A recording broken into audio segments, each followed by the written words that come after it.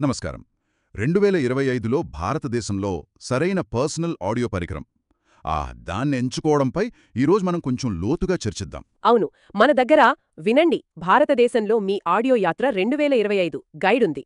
దీని నుండి కొన్ని ముఖ్యమైన విషయాలు చూద్దాం. ఖచ్చితంగా మన లక్ష్యమేంటంటే ఈ మార్కెటింగ్ హడావిడి అంతా పక్కన పెట్టి వినేవాళ్లకు నిజంగా నచ్చే నిజమైన సంగీత అనుభూతి ఇచ్చే పరికరాన్ని కనుక్కోవడంలో సహాయపడటం. చాలా మంచి పాయింట్. ఇండియాలో చూస్తే ఇప్పుడు ప్రీమియం ఆడియో వైపు చాలామంది ఆసక్తి చూపిస్తున్నారు. కానీ అదే సమయంలో ఈ మార్కెటింగ్ ట్రిక్స్ గురించి కూడా కొంచెం జాగ్రత్తగా ఉండాలి కదా. కరెక్ట్. ముందుగా ఆ నిజమైన సంగీత అనుభూతి అంటే ఏంటో కొంచెం స్పష్టం చేసుకుంటే మంచిదేమో. చెప్పండి. అంటే ఇది కేవలం పెద్ద సౌండ్ రావడం లేదా బాస్ ధడధడలాడడం కాదు.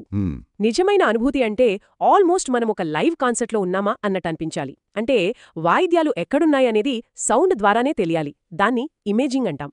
Okay, imaging. ఆ సౌండ్ ఎంత విశాలంగా ఎంత లోతుగా వస్తుందో తెలియాలి.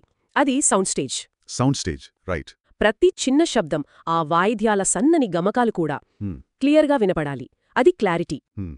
మరియు అన్నీ అంటే బాస్, మిడ్స్, ట్రెబుల్ అన్నీ కూడా సమంగా ఉండాలి. ఏదీ ఎక్కువ తక్కువ కాకుండా. దాన్ని టోనల్ బ్యాలెన్స్ అంటాం. అంటే ఇవన్నీ కలిస్తేనే ఆ ఫీల్ వస్తుందన్నమాట. అంతే, ఏదో ఒకటే బాగుంటే సరిపోదు, అన్నీ కలిసి పనిచేయాలి. అర్థమైంది. అంటే స్పెసిఫికేషన్ల నంబర్ల కన్నా ఈ అనుభూతి ముఖ్యం. సరే, మరి ఇండియాలో 2025 మార్కెట్ ట్రెండ్స్ ఎలా ఉన్నాయి? రెండు విషయాలు ప్రధానంగా కనిపిస్తున్నాయి. చెప్పండి. ఒకటి, క్వాలిటీ కోసం కొంచెం ఎక్కువ ఖర్చు పెట్టడానికి సిద్ధపడటం. అంటే ప్రీమియం వైపు మొగ్గు. అవును, అది గమనిస్తున్నాం. రెండోది, విలువకు ప్రాధాన్యత. అంటే ధర చూసి కొనడమే కాదు, ఆ ధరకు తగ్గట్టు ఫీచర్లు, పర్ఫార్మెన్సు, క్వాలిటీ ఉన్నాయా అని బేరీజు వేసుకోవడం. కరెక్ట్.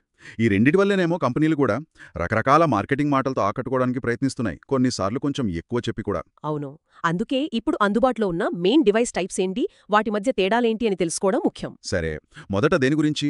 TWS ఏమో. అవును, TWS ట్రూ వైర్లెస్ ఇయర్బడ్స్. ఇవి ఇప్పుడు చాలా పాపులర్ కదా. సౌకర్యం ఎక్కువ, వైర్లు గొడవ ఉండదు. కరెక్టే. 2025 నాటికి LC3 కోడెక్ లాంటి కొత్త టెక్నాలజీలు, AI ఫీచర్లతో వీటి సౌండ్ క్వాలిటీ కూడా ఇంకా ఇంప్రూవ్ అవ్వచ్చు. అవును. అయినా అదే రేట్లో దొరికే మంచి వైడ్ ఇయర్ ఫోన్స్తో పోలిస్తే సౌండ్ క్వాలిటీలో ఇప్పటికీ కొంచెం రాజీ పడే అవకాశం ఉండొచ్చు. అంటే సౌకర్యం కోసం కొంచెం క్వాలిటీ తగ్గొచ్చు అంటారా? కొన్నిసార్లు అవును. ఇక రెండో రకం wide IMES, in your monitors. IMES ప్రయాణాల్లో కూడా బెస్ట్ సౌండ్ క్వాలిటీ, క్లారిటీ కావాలనుకునే వాళ్లకు ఇవి మంచి ఆప్షన్. చెవిలో బాగా ఫిట్ అవుతాయి కాబట్టి. బయట సౌండ్ చాలా వరకు ఆపేస్తాయి. న్యాచురల్ నాయిస్ ఐసోలేషన్ అన్నమాట. ఓకే, ప్రయాణాలకు బయటకు IAMs. మరి ఇంట్లో ప్రశాంతంగా వినాలంటే అప్పుడు హెడ్ఫోన్స్ కదా. ఖచ్చితంగా. హెడ్ఫోన్స్లో మళ్ళీ రెండు ముఖ్యమైన రకాలున్నాయి. Open back. అవును, ఇవి చాలా విశాలమైన సహజమైన సౌండ్ స్టేజ్ను ఇస్తాయి. అంటే సంగీతం మన చుట్టూ ఉన్న ఫీలింగ్ వస్తుంది. ఇంట్లో సైలెంట్గా వినటానికి అద్భుతంగా ఉంటాయి. బావుంది. కానీ పేరులోనే ఉంది కదా, వెనుక భాగం ఓపెన్గా ఉంటుంది. కాబట్టి సౌండ్ బయటకు వినిపిస్తుంది, బయటి సౌండ్ లోపలికొస్తుంది. ఓ, అంటే పక్కన వాళ్లకు డిస్టర్బెన్స్, మనకు బయట శబ్దాలు వినిపిస్తాయి. అవును. దీనికి opposite closed back headphones. Closed back ఇవి మంచి నాయిస్ ఐసోలేషన్ ఇస్తాయి, బయటి శబ్దాలను బాగా తగ్గిస్తాయి. అందుకే ప్రయాణాలకు, ఆఫీస్ లాంటి రణగుణ ప్రదేశాల్లో బాగుంటాయి. ఓకే. వీటిల్లో చాలా వాటికి ANC active noise cancellation feature కూడా ఉంటుంది. అది ఇంకా బయటి సౌండ్ని తగ్గిస్తుంది. Right, ANC. సరే, ఇప్పుడు రకాల గురించి తెలిసిందే.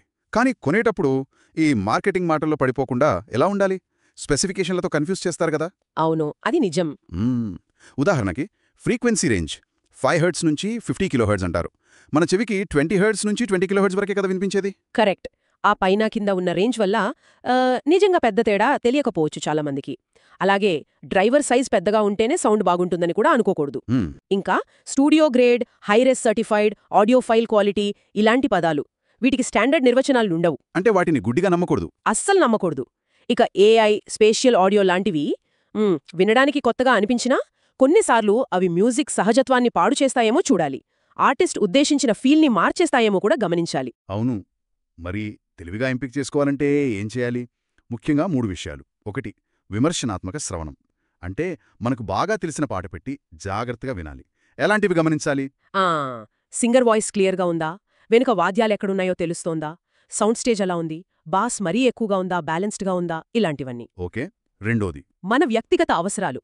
ఎక్కడ వాడతాం, ఎప్పుడు, ఎంతసేపు, ఎలాంటి మ్యూజిక్ వింటాం, సౌకర్యం ఎంత ముఖ్యం, వీటికి సమాధానాలు మనమే వెతుక్కోవాలి. అవును, అది చాలా ముఖ్యం.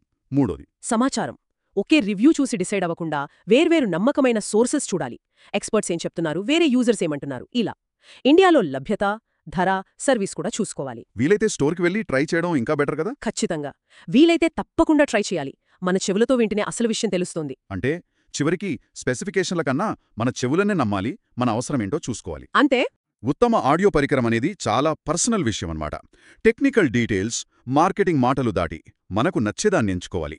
పర్ఫెక్ట్గా చెప్పారు. సరే, వినేవాళ్లు ఆలోచించడానికి ఒక చివరి ప్రశ్నతో ముగిద్దాం.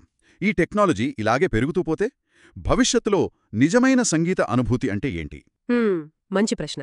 ఏఐతో మనకు తగ్గట్టుగా మార్పులు చేసినా ఇంకా ఎంగేజింగ్గా అనిపించే సౌండా, లేక ఆర్టిస్ట్ ఎలా ఉద్దేశించాడో అదే అసలైన మార్పులేని సౌండా? ఏది ముఖ్యమంటారు? అవును, దాని గురించి ఆలోచించాల్సిన విషయమే.